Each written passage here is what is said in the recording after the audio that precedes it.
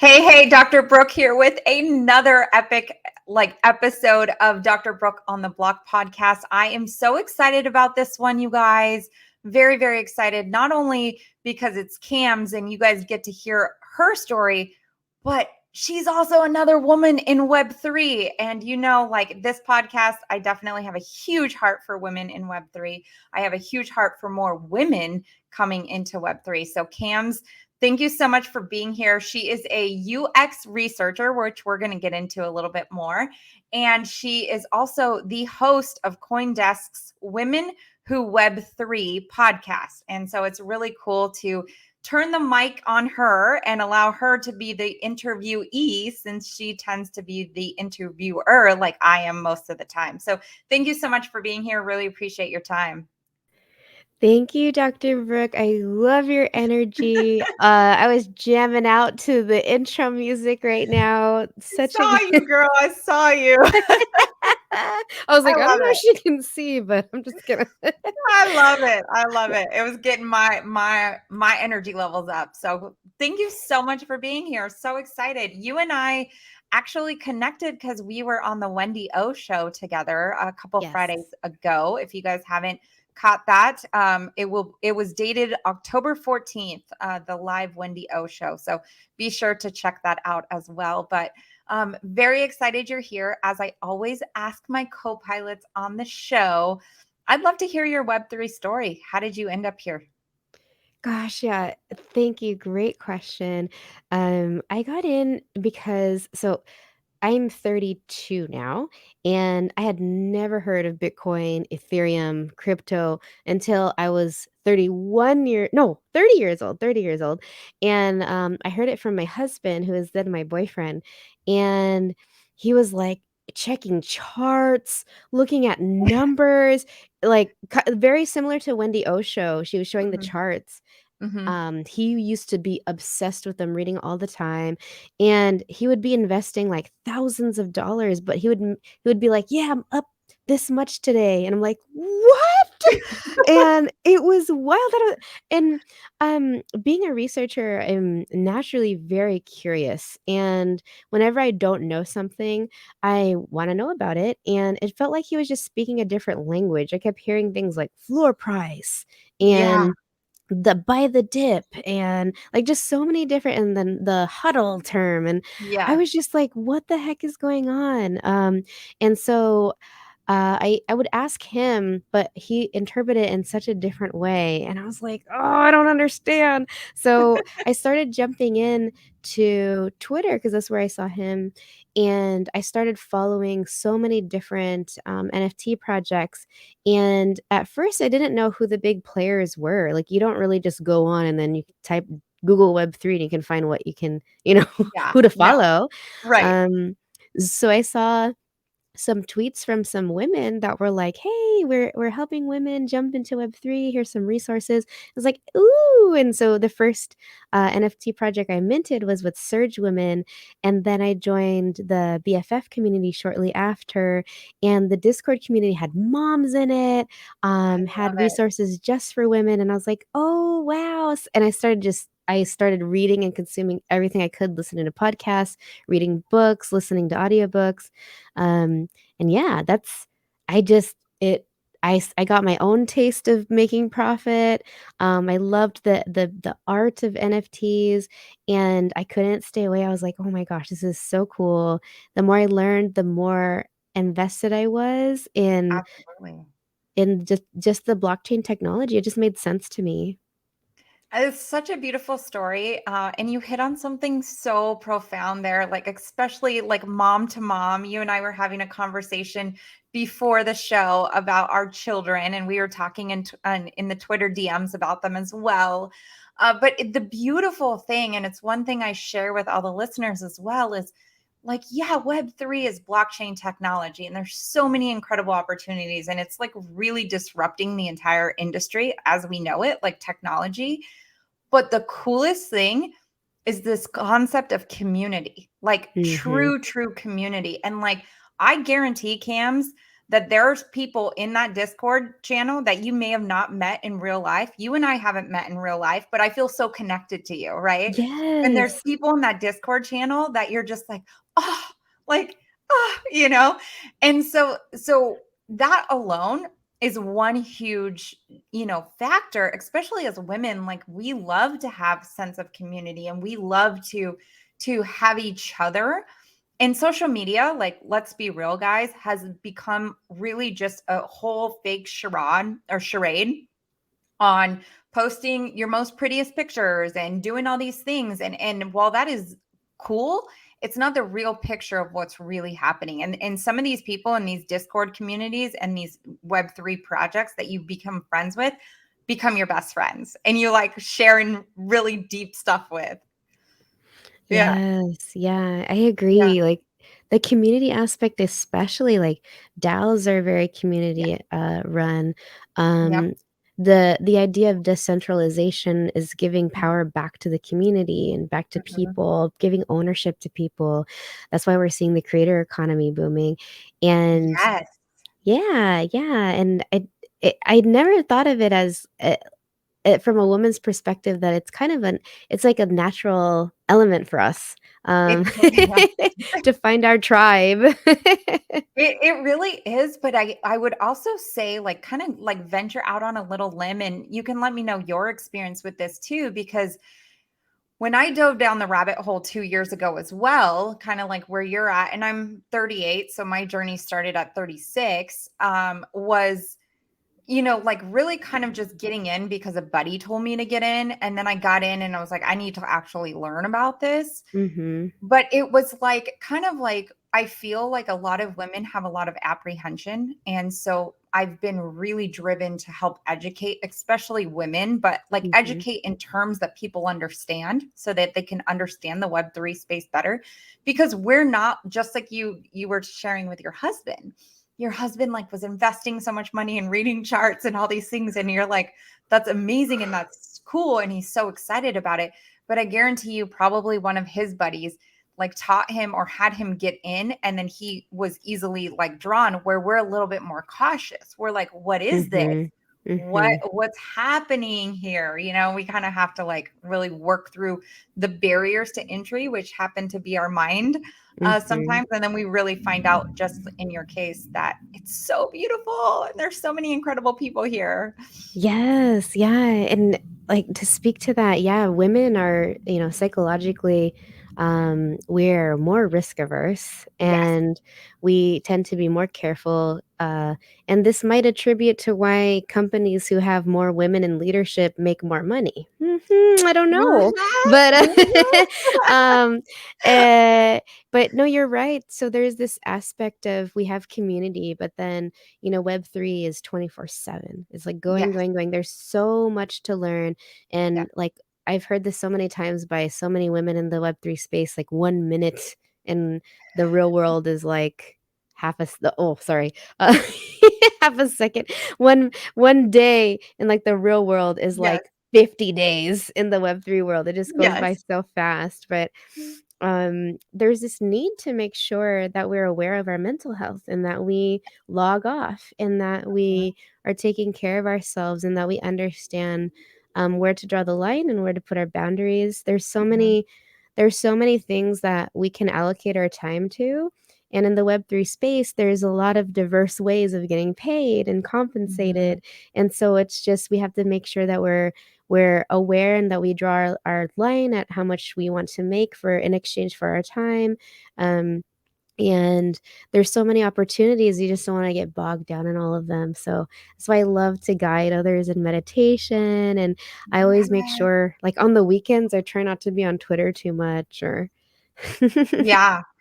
Well, with that being said, so meditation is a huge aspect of my like routine, especially in the morning. My mornings are so sacred to me. And I feel like if my boundaries get broken, I'm like, oh, I could tell my day gets a little off kilter. What, like, for someone who, and I know this is a Web3 podcast and what we're talking about, but I think it's very important to talk about mental health, and meditation. like where if someone was trying to like really they've heard a lot of people talking about meditation, got to meditate, where would you tell somebody to like really start? Yeah, that's a good idea.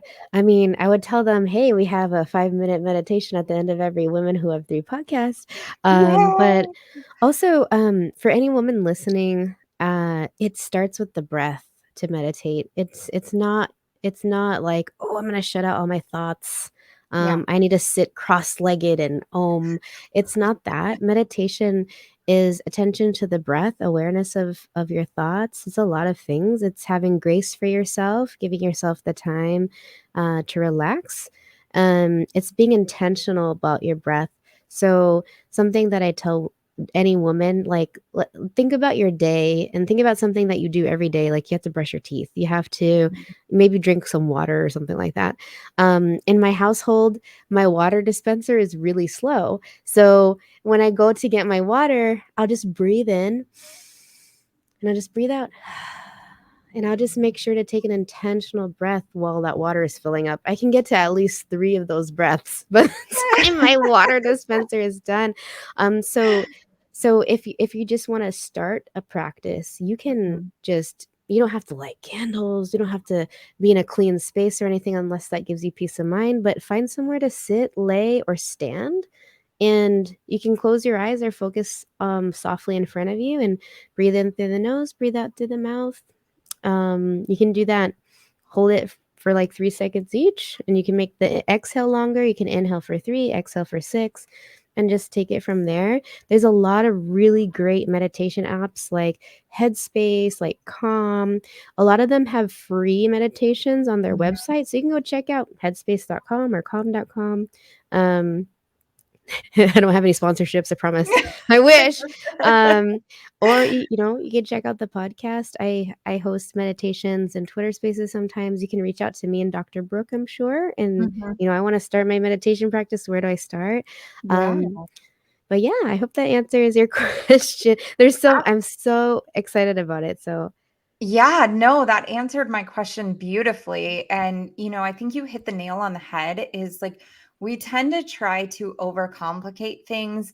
And mhm, you said it so many times in that answer. And I was like, yes, yes. I just like wanted to keep like cheering you on because it was just like totally like, you don't have to sit cross-legged in the Om position. You don't have to, it doesn't have to be all this ambiance and all this setup time. It literally could be, like you said, turning on an app. And one of the apps that I love to share with patients too is another app called the Insight Timer. oh Headspace, Calm, yeah. and Insight Timer are amazing. Insight Timer has like 80,000 free meditations. Can go on there. You can click on like, I'm feeling sad today. And then Mhm, they're going to curate a set of meditations that could be very helpful in mhm, shifting your in your mood. And it mhm. doesn't have to be, it could be breath work. It could be as simple as 3 minutes of breath work, as simple as Yeah. that. And it could be as simple as 3 minutes of a guided meditation. And it's really important, not just in Web3, in learning a new technology or learning a new ecosystem that we're engaging in the new internet, but it's also a part of how we show up in our world every single day.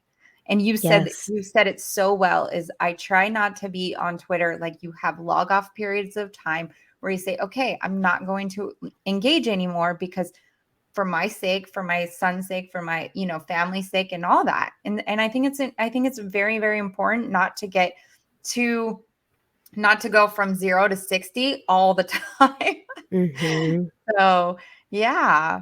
Thank you for sharing that. I would love to ask you, because you did share that the last 5 minutes of the podcast is a meditation. Like, tell us about what the Women Who Web3 podcast, tell us what that's all about, like what listeners can learn as they listen to you host the show. And yeah. Yeah, gosh, well, there's there's there's so much to learn in the Web3 space, and the mission of the podcast is really to onboard more women. But what does that really mean?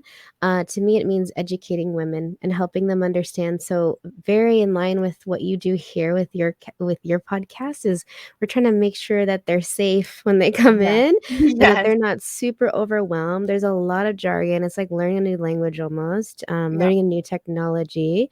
So with the Women Who Web3 podcast, we invite guests intentionally to talk about topics that need a lot of breaking down. So, for example, the metaverse, NFTs, Mm-hmm. and I like to invite some of I mean, all of my guests I've loved, but some of the guests that have come out already, like Sandy Carter, Laura Shin, Sarah Bauman, we're inviting women who have years and years of experiences and who love to share about their story, their failures, their successes, who also are in line with our mission to onboard more women.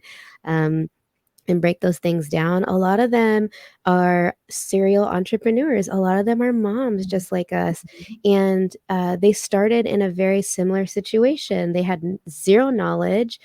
Some of them were living in an apartment and didn't know when they were going to pay their rent next and how they're going to pay their rent. Like a lot of them have these beautiful stories.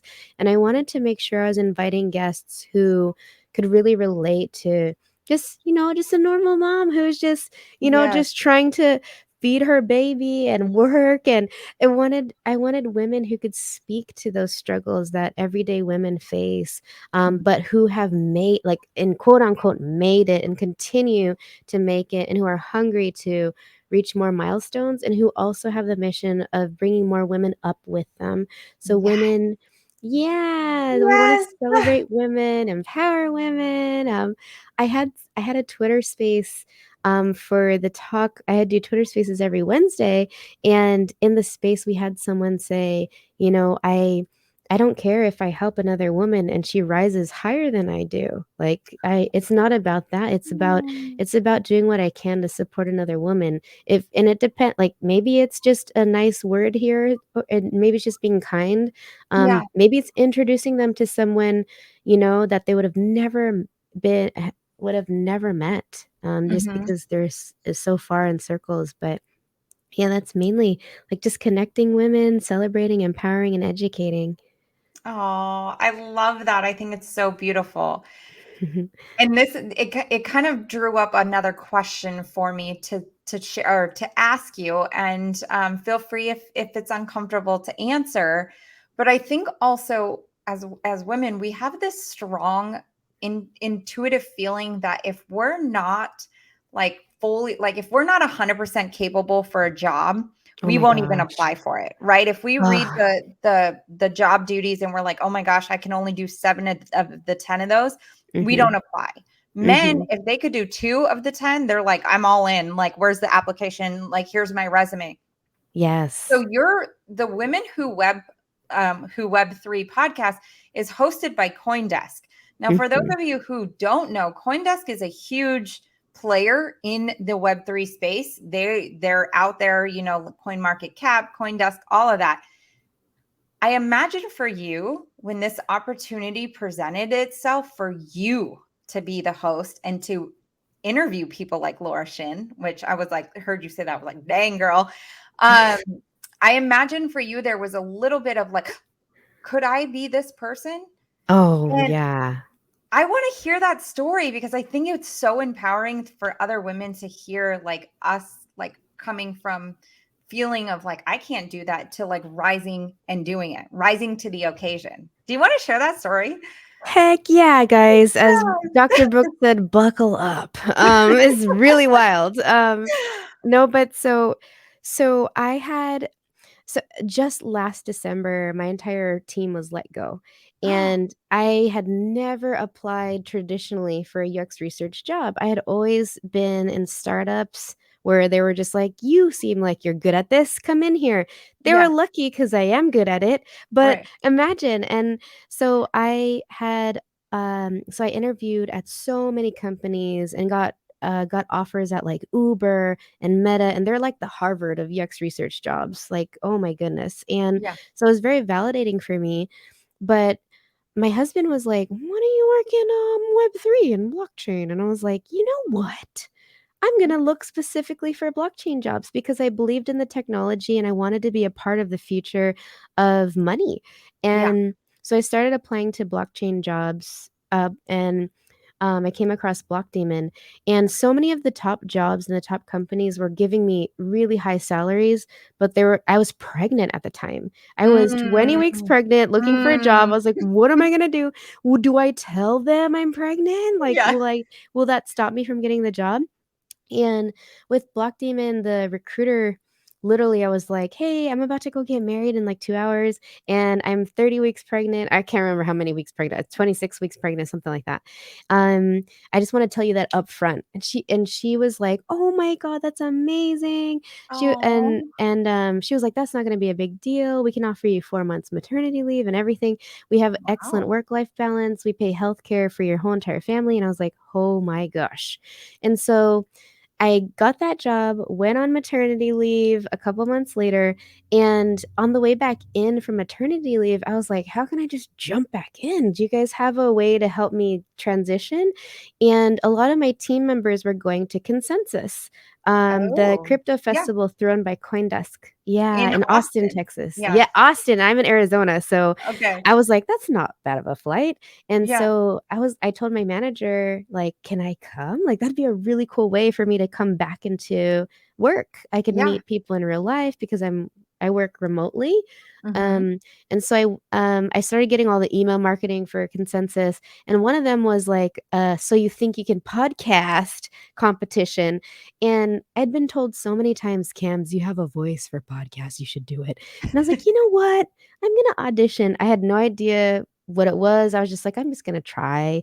Yeah. Um, and so, I signed up for a time slot, but I was like, "Ah, I don't know if how serious this is or whatever."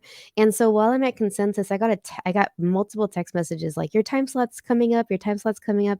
And I was like, "What?" I didn't know it was this serious. And then I saw, like, the setup at CoinDesk at the Consensus, Yeah. crypto festival. There was mics everywhere, there were producers with headsets on, Oh and my these weren't god. yeah, and they were, like, expensive mics, and I was like, "Oh, this is legit." Yeah. And I met Jared, the executive producer, and he was like, I was like, "What do I do?" And he's like, "Can you talk about, I don't know, anything Web3 for 20 minutes?" And I was like, I in my head, I'm like, "Okay, I just learned about Web3 and NFTs a couple months ago. I'm gonna try." And and I'm wearing my baby and my little Yeah. 3-month-old baby with me, and I'm telling them, "Hey, my baby might wake up at any time." They're like, "That's okay." And I was like, "Alright, they're okay, I'm okay." So I started talking about NFTs and at the intersection of money, wealth, leveling the playing field for women, Yes. offering all these opportunities for passive income in the Web3 space, and how there needs to be more women and that there was a disparity of women when I first entered the space. And they ended up, like, stopping me. They're like, "Oh, yeah, you're over time." And I was like, "Wow." Like, it didn't even feel like 20, 20 30 minutes that minutes. I was talking, and an audience had come around and they started clapping. They're like, "You need to hire her, whatever this is." And the executive producer was like, "Are you serious about this? 'Cause you're what we're looking for." And I was like, "What?" And, you know, I took his email and I told my husband after, Yeah. and I was just like, "I don't know what's gonna come." I didn't even know what CoinDesk was at the Right. time. Yeah. And and then a couple weeks later, I get an email and they're just like, "Yeah, let's do this. Let's meet. Let's do the podcast." And I'm just like, "What? But I only have like 10 followers on Twitter." And I little all those feelings, right? Imposter syndrome. Like, Yeah. I don't know Yeah. that much. And they're like, Right. "You can learn on the job. Learn while you're talking to the guests. This is Right. the kind of people we want you to talk to are those women who have no idea what Web3 is, and you're learning Yeah. along with them." And I was like, "That okay, I could do this." And CoinDesk was so supportive. I work with, Michelle, she's on all of the calls with me. Oh. So she helps run the show with me. She edits, puts the music, and, I reach out to the guests and I'm like, "Hey, I'm Cam." So again, imposter syndrome, Yeah. I don't say I never say anything like, "Hey, do you kinda wanna be" I'm like, "Hey, I'm Cams. I'm on a mission to onboard as many women as There you possible. go. I saw that you did this and you did this. You're incredible. You have to be on our show." Yep. So really, I don't know if it's a fake it till you make it because I actually feel that confidence in the moment. Yeah. Um, Yeah. but I'm more likely to join something, Doctor, like how you approach me, you're like, "You have to be on my podcast." Like, it's not like a, "Do you wanna be on do you wanna be on?" It's like, "Hey, you gotta be on my podcast because XYZ, let's do it. When are you open?" And so Absolutely. If you come with that like very meek kind of energy, they're going to feel that. And it isn't like necessarily fake it till you make it, because you did say you do garner like or like get that sense of confidence as you're doing it. And it's like, Mhm, okay. So mhm. continue. Sorry about that. Just had to jump in. No, no, you're Yeah. good, and, like, and it's not an abrasive way, it's a very No. kind, like, Hmm. I research them, I read their books, I read the Yep. audiobooks, I vet all the guests, not vet, like, they're amazing, I'm not gonna be like, "Oh, they're not gonna come on because of XYZ," but I really investigate, and I look up their story, and I learn Yeah. them, and I empathize with them just as I do as a user researcher, Hmm. and I wanna tell their story, and I wanna hear their story, and I help, guide the storytelling so that it helps educate the women listening and that there's value for them. But yeah, like, how I deal with all that, I still to this like, some people, like, when I got accepted to Harvard, for example, like, people Yeah. were like, "Oh my god," and I was getting emails and people were talking to me who would never have talked to me before. When you say, "Oh, I went to Harvard," people just treat you differently, and so it's just like Yeah. and, that was, like, almost 10 years ago that I Hmm. graduated, but, it's just you still feel that, like, "Am I Yeah. qualified for this? Do Right. I have do am I able to do this?" And it goes back to the job description. You're 100% right. I'm a mentor for UX researchers, and I've mentored, I think, I don't know, like 1,000 minutes or something like that on Yeah. ADP list.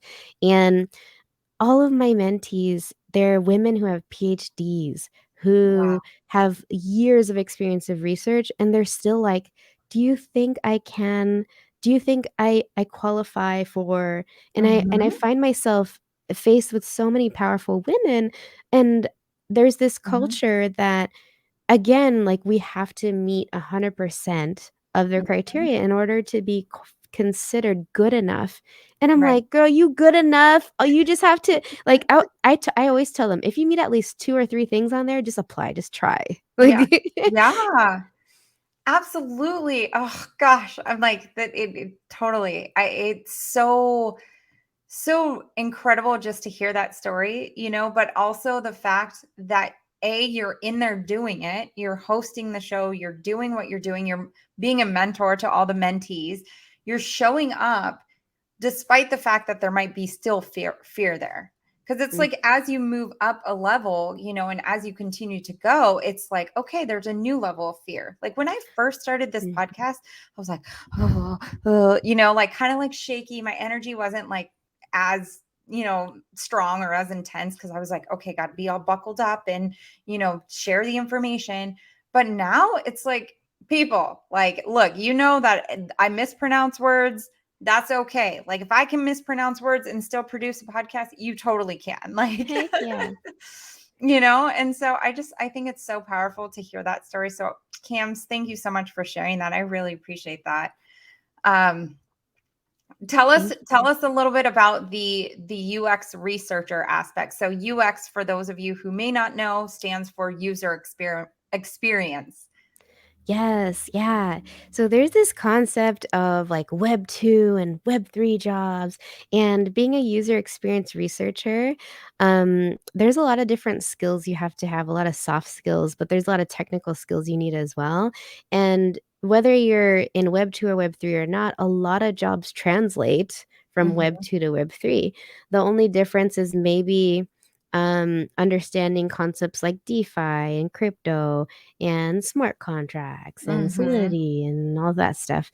Um, but I've been a user experience researcher for almost 6 years now, and I started in college as an intern where literally I was at a hotel company, called Choice Hotels, and my manager was a big shot there, and he literally let me do whatever I wanted. Like, I wasn't an intern that was like, "Go get coffee." I was an Yeah. intern running the studies. So a user experience researcher assesses a product or an experience.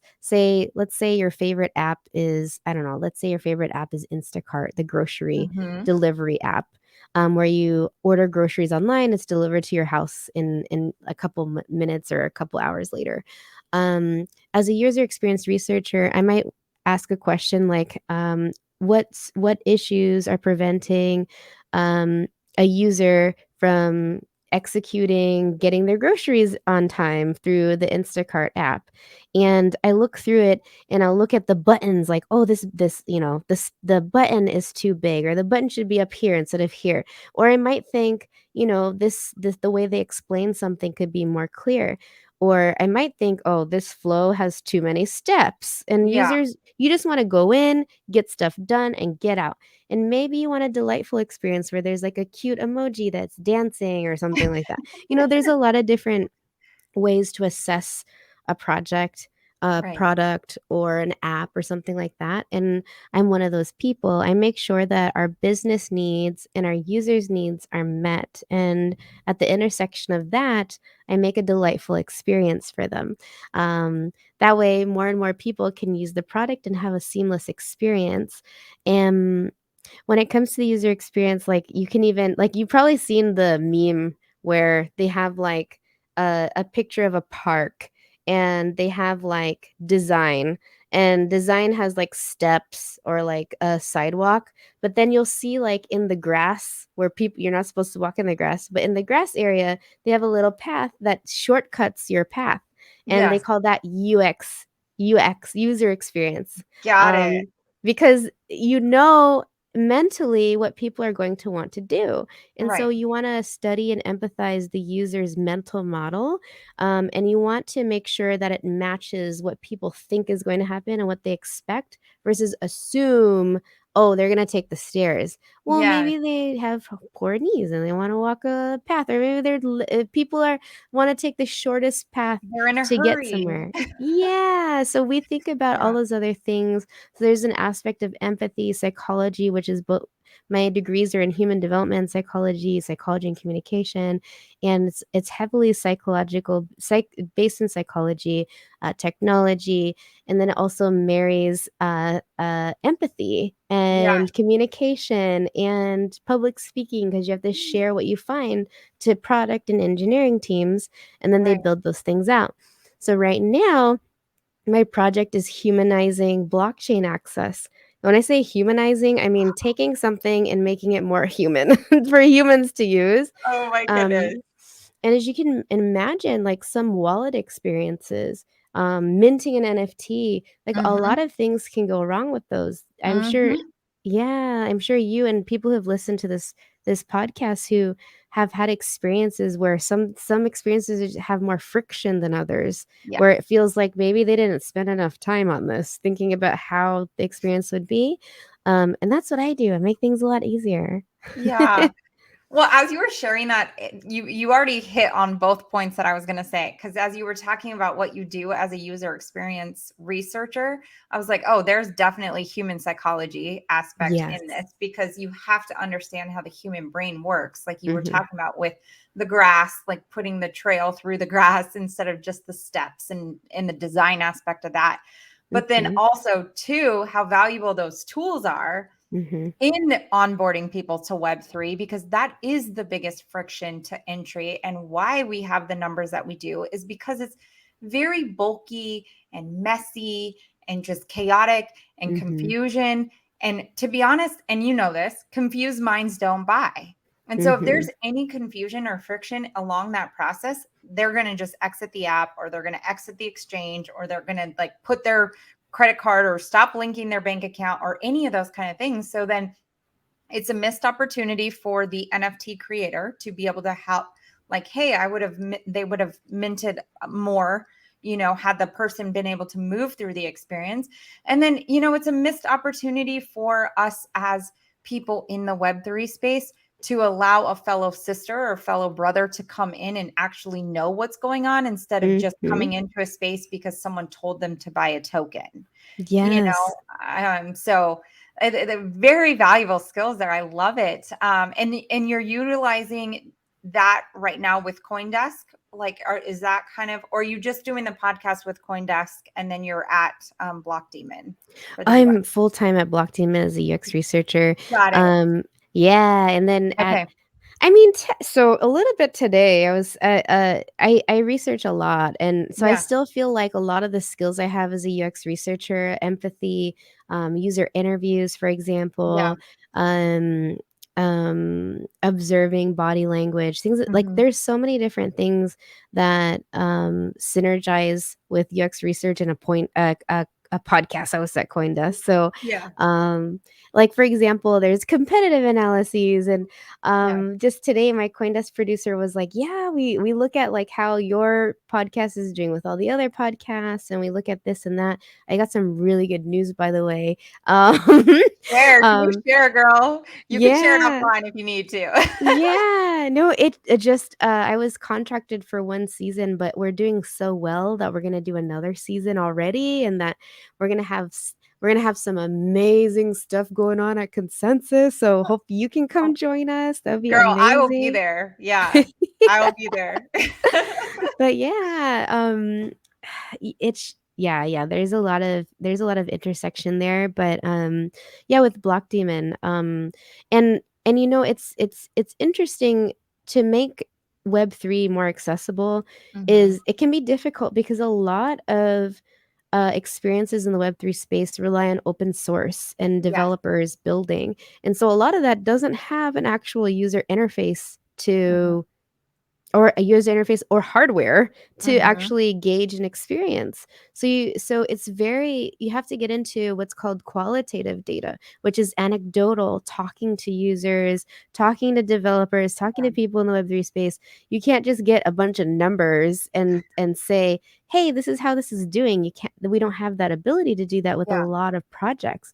We just have Right. to talk to people, "How is this experience for you?" and understanding their pain points and what their needs are. Um but the Web3 space is getting better and better. There's more opportunities for user experience researchers to get in there. A lot more people are recognizing, okay, we built the thing. Now we need to make sure that this thing is easy for people to use. So I think more and more Totally. companies, yeah, it's more and more companies are putting attention on making sure it's usable. Yeah, absolutely. I mean, there's a lot of, so I break it down and I'll give this quick snippet for most people if they've heard anything that I teach. It's very chaotic and the space is loud and messy. And people don't understand what they're investing in or what they're doing. And I break it down like this. It's like, hey, currently there's 861 different blockchains, right? 861. They're not all going to make it through this bear market. But if we take those blockchains and we look at them as different countries, we have the United States, we have Canada, we have Mexico. I'm just going to use North America as an example. Then you have like the companies built on top of those things, which would be like the NFTs and the dApps that are built inside those different siloed blockchains.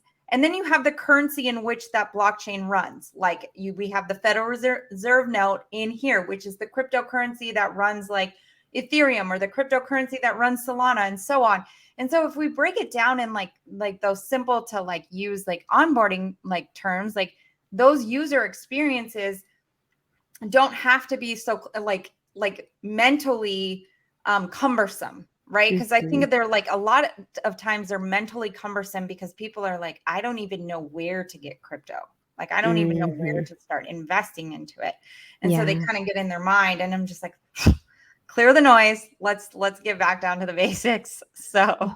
Wow, I've never thought of that in that way. What a concept. Like, because you can just physically go to a bank or something, and with Yeah. crypto, you can't really do that. No, no, you can't. Like they have a hard time like conceptualizing where to even get it. And then, well, is this coin like this random token, like ape coin, for example? Like what is that? You know? And Mhm, then breaking it down further, you go, okay, it's part of an NFT project. It's built on the Ethereum blockchain. So it's part of the Ethereum ecosystem. mhm. You know, you just kind of what is that called? Deductive reasoning when you're coming down. Yeah. Yep, taking out all the possible options that it can't be. Yeah, yeah, Um, absolutely. Oh, So wow. Yeah, I've yeah, never thought of that. Like, it's just hard to paint a mental picture of what it is unless you have a picture of, like, the interfaces and the exchanges and, like, open yeah, like, purchasing NFTs, like, we call it a marketplace, but, like, it's an online store, really. yeah. Um, and, I mean, not right now, but, who knows if there's gonna be physical spaces to purchase NFTs, or maybe there are some, I don't know. I don't know. That's a great question. You're right. Like there is a lot of online places and there's a lot of different places you can buy NFTs and which chain are they a part of, and those Mhm, kind of things. It's like there's a lot to like break down for people. So I mhm, think it's so incredible, what you're doing in the space, how you're, breaking down barriers in terms of trying to help make the process so much easier in terms of like getting a wallet set up, being able to do this. It doesn't have to be like 12 steps. mhm, Because right now it's like 12. It's crazy. It's insane. But mhm. any last final words that you want to share before we pull the train into the station? Where can Aw. people find you?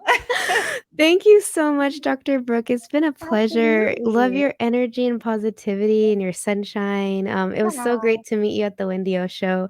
Yeah. Um, I I just wanna thank you for your time. I'm very grateful that I met you. Yeah. And I just wanna tell everybody, anyone who's listening, especially women, like, even if you don't meet all of the requirements on the resume, apply for it. If you don't Yes. apply yourself to anything, any opportunity in life, you're gonna miss out, and make sure that you also guard your boundaries. It's Yes. even if and when you feel those feelings of imposter syndrome coming in, remember those happy feelings you felt when you succeeded at something.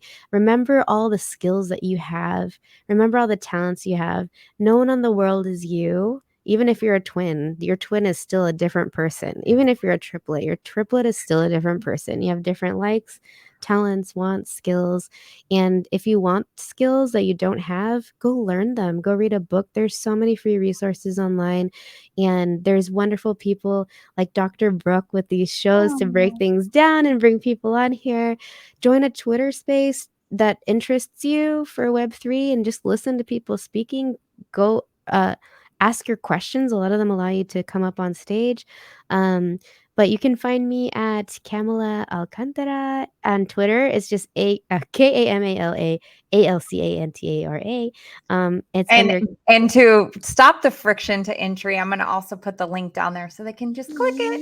Yes, that's so great. Yes. But I'm Cam's, and our podcast comes out every Wednesday morning. You can find it on everywhere you listen to podcasts, Apple, Spotify, the CoinDesk Podcast Yay. Network. But yeah, would love to see you in the Twitter Spaces, and cannot wait to hear your stories as well. Yay. Thank you, Cams. Thank you so much for being here. And for those of you who are listening, who are like regulars to the show, you know the drill. Keep your arms and hands, or keep your legs and arms in the ride until we fully come to a complete stop and exit to the right. We will see you on the next one. You made it. Congratulations. That wasn't so bad, was it? I hope you laughed and learned a little bit more about this Web3 universe and how simple and fun it can really be. Would you be so kind as to leave us a review and share it with your friends and family?